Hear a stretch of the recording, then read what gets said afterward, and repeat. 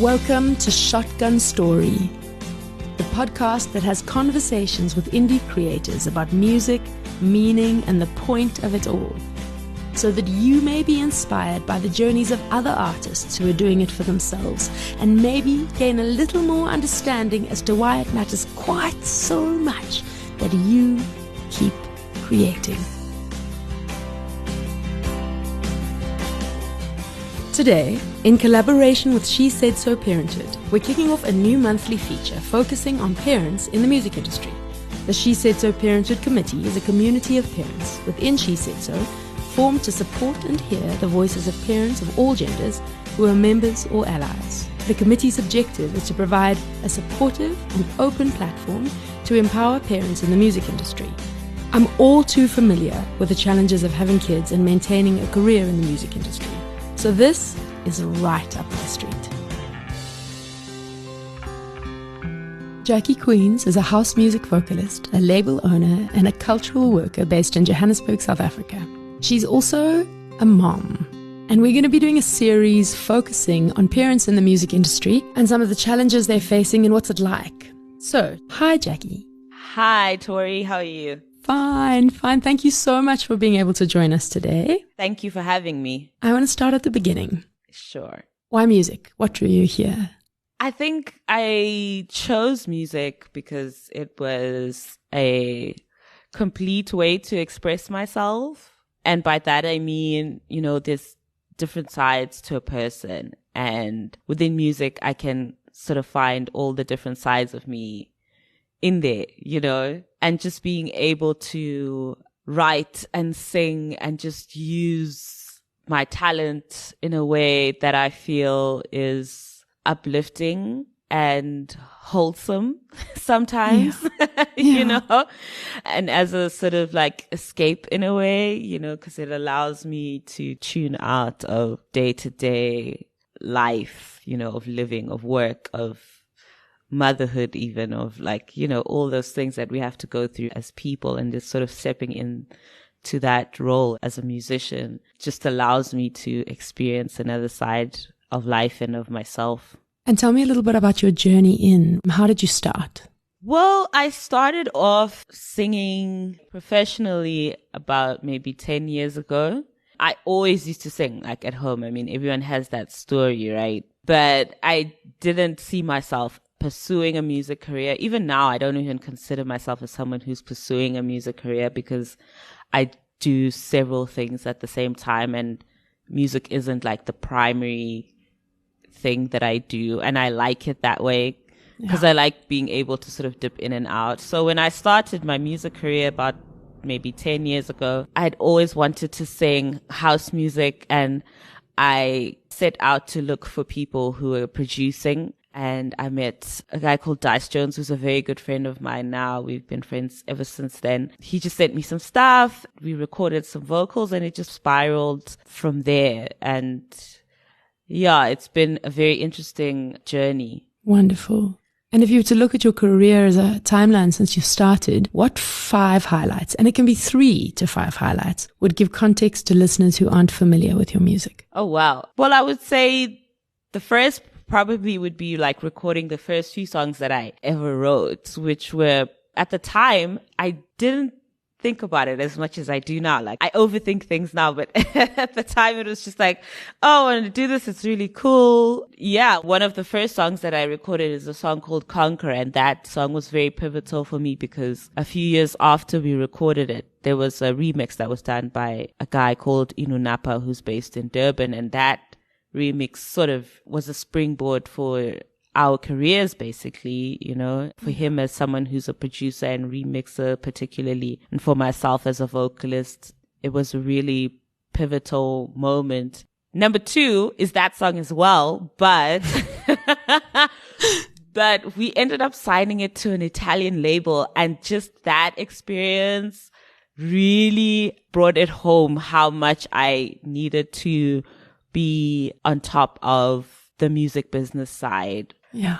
So through that experience, I learned very quickly what I needed to do, what I didn't know, what was important in terms of protecting my music from a legacy perspective. And then I'd say the third thing is starting my label, Bay Electronica, which I started about 5 years ago now, 6 years ago. Yeah. Actually, it's about 6 years old now. I started the label because I'd sent my stuff out to a record label in the UK because, like in house music, you make your music and unless you're releasing on your own, you're typically shopping it out to different labels. I sent it out and it took a really, really long time for them to actually release it. And after about a year or so, I decided I'd start my label because I wanted to release my own music and have control over that process. So yeah, I would say that's probably like the top 3. Wonderful. What is your creative process like? How do you go about writing the songs that you sing?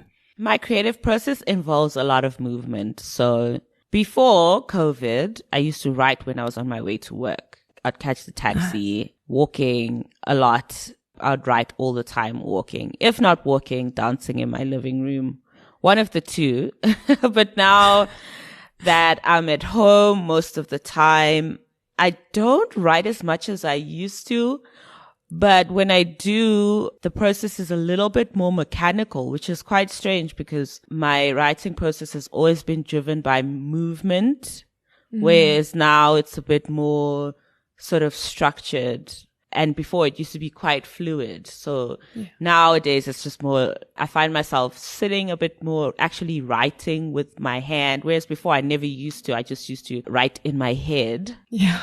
So it's changed a lot actually since I've had to be at home more than I used to. So, and it's just basically still based a lot on like feelings and emotions and what I see in the world. So a lot of what I write about is really just sparked by things that are happening around me. So I suppose that's probably the only thing that's remained the same. And do you think that being a parent has influenced your creativity at all? Yeah, definitely. I mean, I started singing after I'd had my son. So it's always been in me in terms of like it's driven how I create, like even if I just think of like the times that I create, because, with children, you can't just make music whenever you feel like. You have to work around their schedules. And there was a time when I used to just write late at night, like really late at night when he was sleeping. And then obviously musically, a lot of the experiences that I've had as a mother or the words or the messages that I would like to leave behind for him in my music. One of my favorite releases from my label is a song called Monangu, which I wrote for him. And in Shona, it means my child. It's a song that I wrote for him and he's actually on the cover of the artwork. So he's really been embedded in my creative process. I mean, there were times when he would even try to help me write songs, so it's like, and he'd listen to the music and he'd be like, I don't like this or I don't like that. So, I mean, definitely being a parent has really influenced my creative work in a big way. And so you already had your son before you started making music. How old was he and what were you doing before? I was in the UK prior to moving to South Africa. So I was just working normally then. And when I actually started recording, he was about 4. Okay. Yeah, he was about 4. And also at the time, they used to play in the swing band, an 8-piece swing band in Cape Town. And there were times when we, cause I was with the band for about 5 years, I think.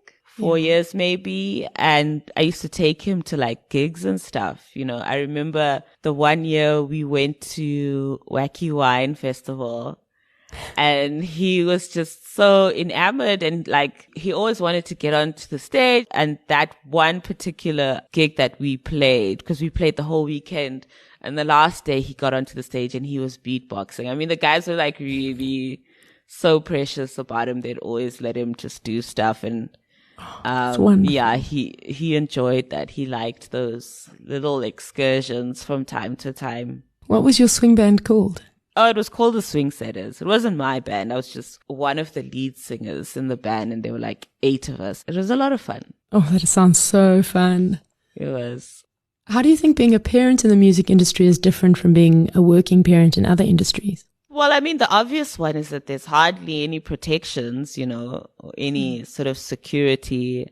you're working for yourself mainly, you're basically self-employed. So unless you're making like a lot of money, it's difficult to have the sort of standard, well, I wouldn't even call them standard really, but the sort of normal working hours, like health insurance or days off, so like all that typical stuff that you would normally get in a job. So there aren't any, as I would say, workers' rights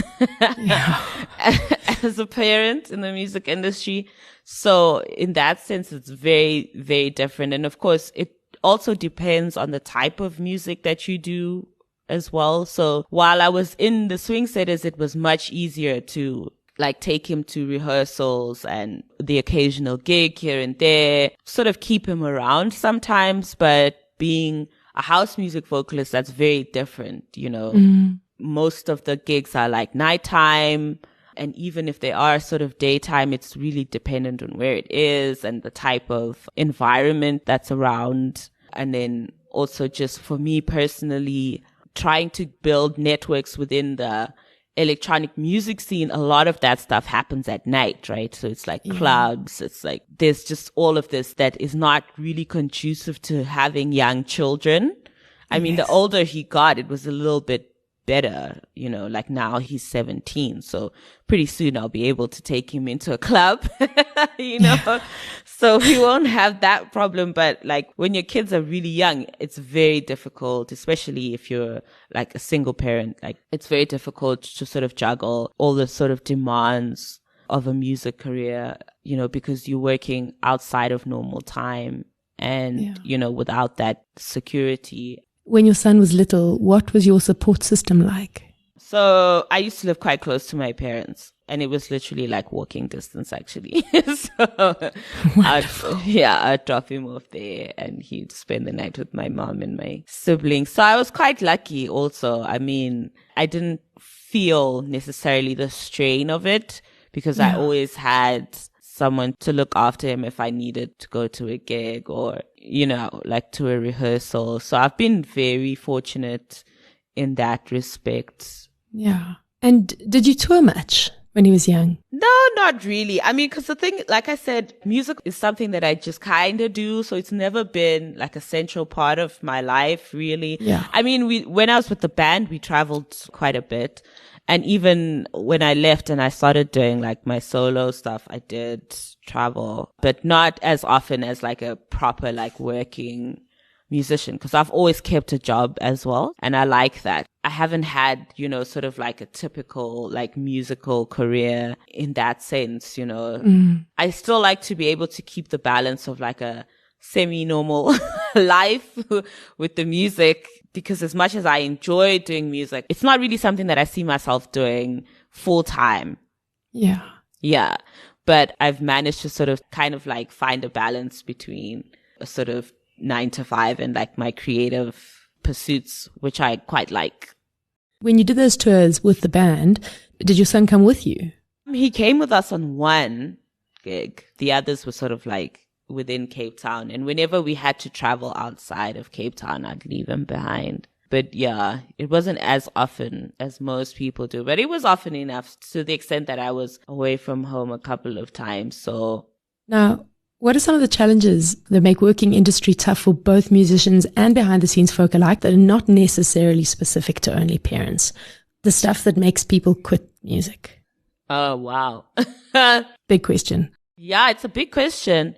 I would say the biggest thing obviously is like the lack of financial security, because the industry is so precarious.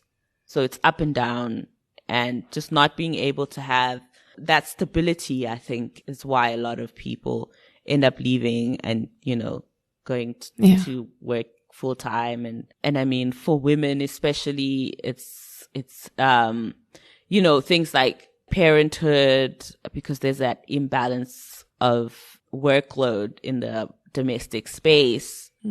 And also the actual environment of the music industry itself, the extent to which it can be taxing on your emotional and mental health. And with women as well, harassment and all the isms that we tend to suffer in the industry. I mean, I know quite a few people who have just decided not to be musicians because of certain experiences that they've had. So I think on the one hand, it's about stability, and then on the other, it's about the culture, the working culture within the music industry that some people just cannot deal with on a long-term basis, and it's not sustainable. I mean, I feel like in the past year, we've really seen how it can have an impact, or the things that we are missing as musicians or workers within the music industry are really detrimental to our long-term survival, I would say there's a lot. There really, really is a lot.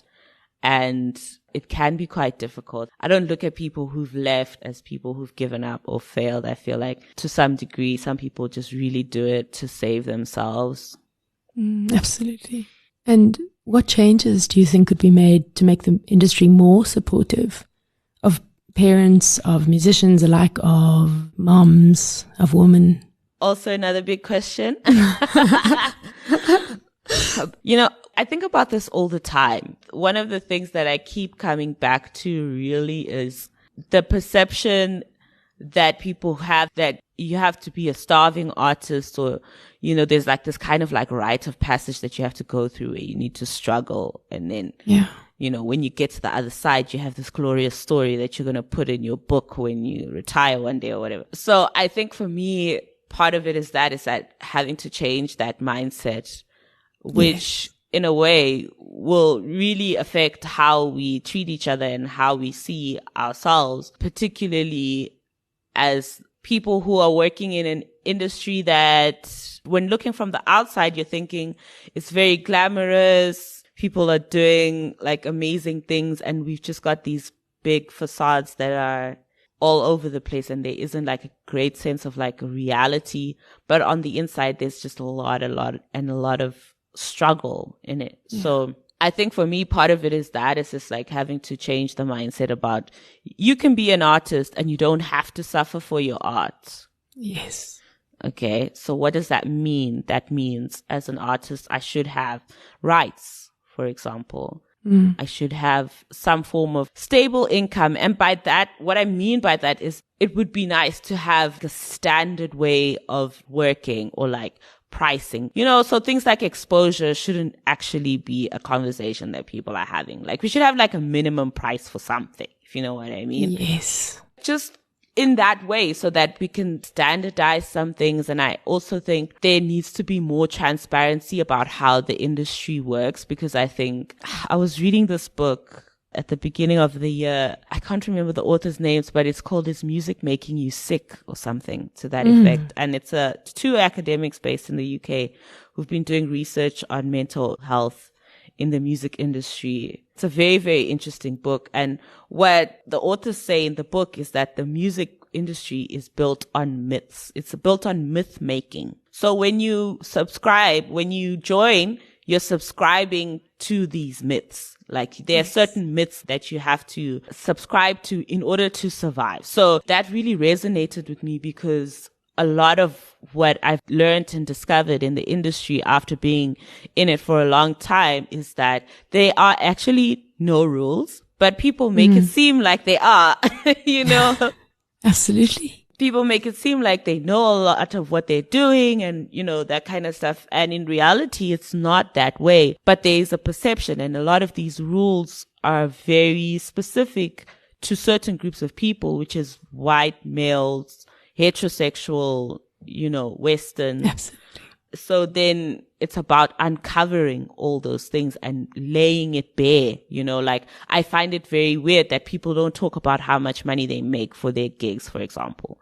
Why aren't we talking about that? Why aren't we talking about like making things transparent, not only so that other people get to know how these things work, but then so that you can also see the discrepancies, where they lie. Like a good example of that was there was a big conversation a couple of years ago where they were talking about the high prices that superstar DJs are paid. Yes. And when you think about that, like if you're, say, a promoter and you have one like really big DJ, let's say you're paying that DJ 100,000, that's probably like maybe a third or 2/3 of your budget. Like how much money do you have left to pay everybody else down the line? Do you know what I mean? Like it's just like just things like that that I just sort of think about. And of course, there's just so many other changes that we could make. But I think starting with that, with valuing artists and the work that they do, and not, thinking that everyone has to struggle, making things more transparent and exposing how the industry actually works. Because I think once we do that, then we'll know how to make it better, of which, we've seen a lot of that happening in the past year or two. And then also, making sure that we create environments that are inclusive, and environments where anyone who wants to be in the music industry has a fair chance at having a career and also being happy within their career. I mean, it's so interesting that you mentioned the starving artist thing. I was thinking about it just yesterday, and I was thinking about how our belief systems stand directly in the way of our dreams and our goals. So no matter how intent you are to take an action and do something, for instance, have a proper career in the music industry, your belief about it is going to hold you back, right? And somehow we've all agreed in the starving artist archetype. So we have deeply embedded in our cultural blanket this agreement that you can't make money as an artist. And I think that we have to somehow shake that belief and say, no, that is not the truth. We don't have to. We too can make money, right? Mm-hmm. But it's about breaking down those belief systems and coming out of agreement, which is also uncomfortable. It's like you were talking about with those myths from that book that you have to agree with as well. Yeah. There are no rules, but we are told there are rules, and we agree with the rules. Yeah, exactly.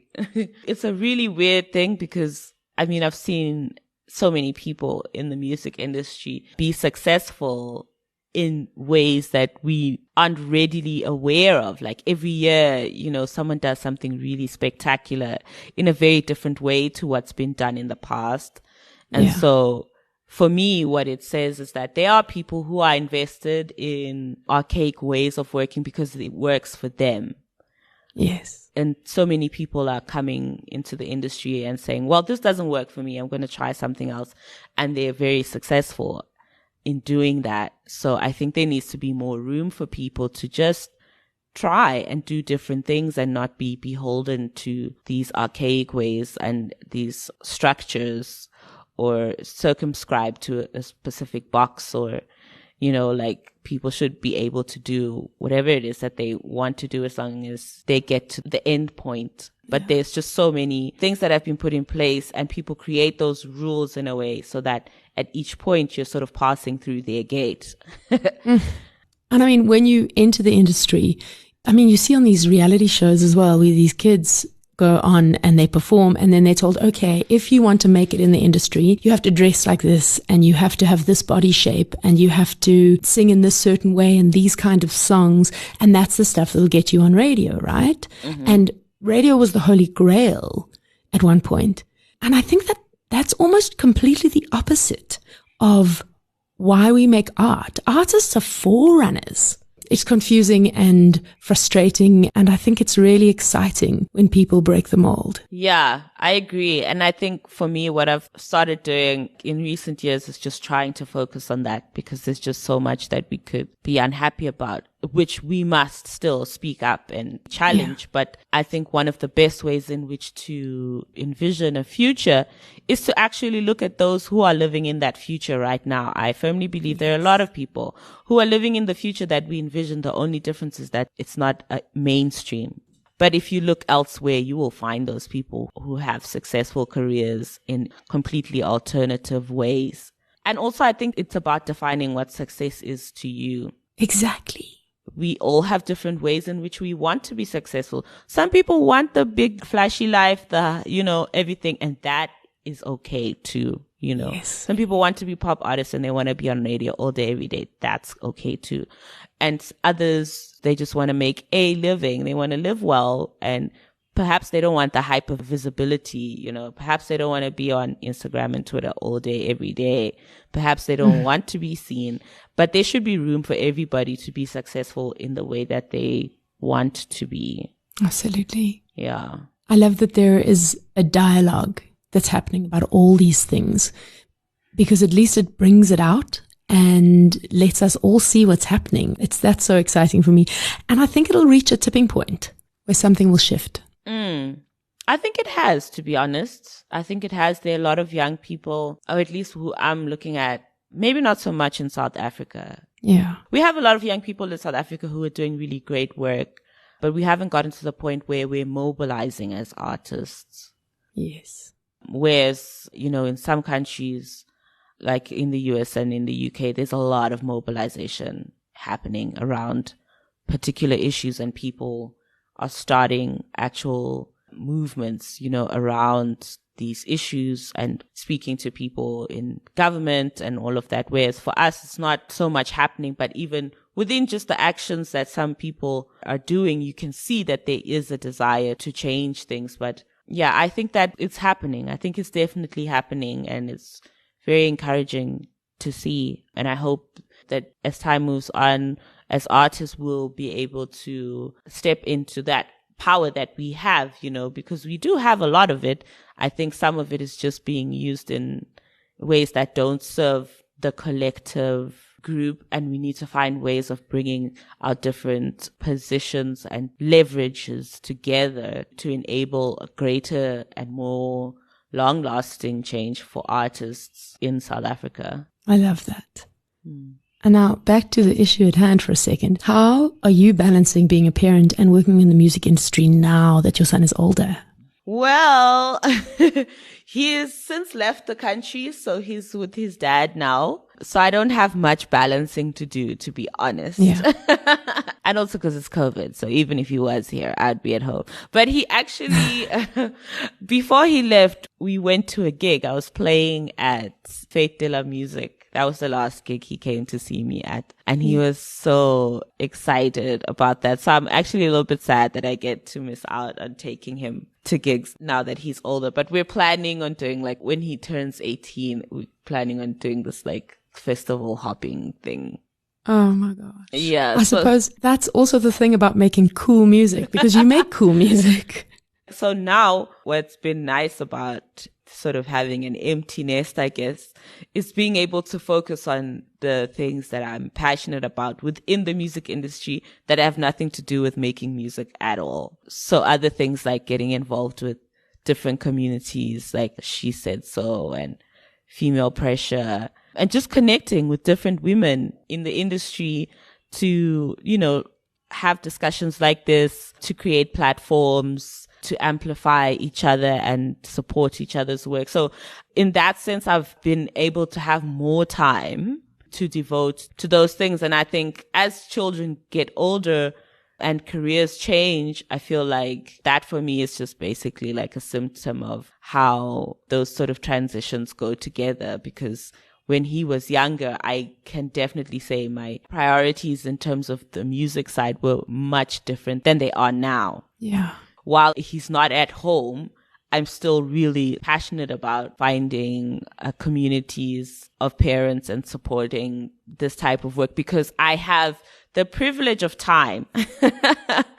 Amazing. Yeah. So now I have the privilege of time, whereas for some moms, they may have a limited amount of time. So I'm trying to also use just like the free time that I have as a kind of empty nester to sort of pass it on in a way. Wonderful. And there's something so cool, because it's often what happens with moms particularly, I think, is that we get a little bit lost in motherhood and then afterwards have to sort of re-find ourselves. But when you've got music, you're kind of almost always found. It's very cool. Yeah. I think it's definitely a different space to be in. I'm still a mother, obviously, but I'm a different kind of mom, which is, it is. Yeah, like you're saying about finding yourself. It's very interesting also thinking about myself as a mom, but not just a mom, you know? It's like, cause you can get into that space where your life is just your kids. Yes. In as much as you love them and everything, it's like, okay, but who am I when I'm not their mother? Yes.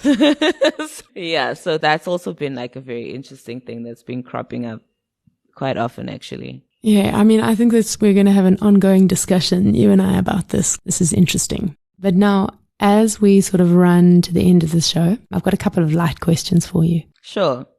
What does making music look like for you? And what do you have in the pipeline? What exciting things are happening? I think I've put a pause on making music because I've got quite a bit of music that has already been made that I need to get out. Okay. Yeah, so there's quite a few projects in the pipeline that I'm working to put out on my label, Bay Electronica. Also because I haven't put out an Afro House track, which is what my label is known for and what I'm known for. Yeah. In about 3 years. So I'm working on doing a project around maybe July, August. I'm hoping to have finished by then. And I'm really, really excited for that. I can't wait. Yeah, I love that. Is there a song in existence that you wish that you had written? Wow. Yo, I don't know. Hey, like I really would have to think about that because there's just so many songs that I really, really like. When I hear the question that you wish you'd written, I feel like I don't think I could have written that song. Like, even if I found a song, I'd be like, I don't think I could have written that song. And so I appreciate that person for writing that song. That's a song that came from them. And I could never have written something like that, you know? Yeah. Not in the sense that I don't think I'm capable, not in that way, but just in terms of like how we experience music and creating. So that's their story. Okay, nice. I love how people respond to that question because that's the first time anyone said that. Wishlist collaboration. Whoa, wishlist collaboration. I'd love to do something with Purple Disco Machine because I love disco house. I'd really love to do some stuff with, like, I've been listening to a lot of jazz lately. Well, I've always listened to jazz, but more and more I've been listening to more jazz. Alpha Mist, who's a pianist, jazz pianist, producer in the UK. I love his work. I'm just obsessed, like super obsessed. Wonderful. And who else would I love to do a collaboration with? Emma V. She's a producer, also based in the UK. She's amazing. She's like my producer crush. I love her as well. I mean, when I lived in the UK, I really like grabbed onto the scene there, but I think it was also just from like before, because when I was growing up in Zim, I listened to a lot of UK music. Like, it has a special place in my heart. I'd love to do some stuff with some people in the scene there. So rad. And I hope you do. And I'm sure you will, actually, especially because your son is over there. Now, in light of everything we've spoken about, music industry challenges, parents in the music industry challenges, all of that, what advice would you give indie artists and folk who are working in the music industry to keep them keeping on, parents and otherwise? I think the biggest piece of advice that I can give that I've found has been my compass is to define what success means to you. I think there's no bigger piece of advice that I can think of right now than that, because there are so many ways that we can be pushed and pulled into different things, and just being firm in what your beliefs are, in what your values are, what your purpose is, what will make you happy has really helped me to decide what to say yes to and what to say no to. That is brilliant. Whether it's what kind of music you make, how active you want to be on social media, for example. You know, all that kind of stuff. Like, it's just what kind of gigs you play as well. Because, like, you know, that can also be something that you can have values and principles about as well. And what kind of initiatives you get involved in. You know, all of that stuff. And I just feel like for me, it's that central tenet of like, what is it that I value? What is my purpose? And when I achieve success, what does it look like? So for me, success looks like making music, releasing music on my own label. I probably have a list of like gigs that I want to play and, you know, making a certain amount of money, and then like just being happy and just being able to like exist quietly. Like, I'm not trying to be Beyonce. I'm just happy for nobody to know what I look like. I'm good with that. But then for other people, it's like, I want to be Beyonce. I want to be in the limelight and whatever. So yeah, I think that would be my advice, because for me, what I found is that once I made that decision, I stopped listening to what other people's hopes and dreams were. Because there was a time after like actually really sitting down with myself, I realized that a lot of the things that I thought I wanted for myself, those weren't my hopes and dreams. Yeah. You know, it's like when people hear someone sing really well and they're like, oh, you should go onto The Voice or something. And you're like, actually, that's what I mean. Yes. You know, so then it's like, actually, no, I don't want to go on The Voice. Or maybe actually, yes, I want to go on The Voice. Like, you just don't know. So I think just when you decide that for yourself and that becomes your compass, I think it'll be much, not easier, but you will be more confident in the decisions that you make and more content. Yeah, I really love that. My grandfather used to say, to thine own self be true. Mm-hmm. Yeah, that's very powerful. Okay, I love that. I think that's a great piece of advice. Now, how can people get in touch with you or find out more about what you're up to? What are your social media links? Okay, so on Twitter, it's Jackie Queens SA. And then on Instagram, it's Jackie Queens. And then on Facebook, it's Jackie Queens. You'll find all the updates there. Yay. Okay, that's wonderful. Thank you so much for coming to chat about these things that are super important. Thank you for inviting me. This was a really wonderful chat. Thank you. If you are an indie artist whose passion for what you do can inspire or fuel others, get in touch. I'd love to chat. You can find me on Instagram at ShotgunTory. You've been listening to another production from Solid Gold Podcasts.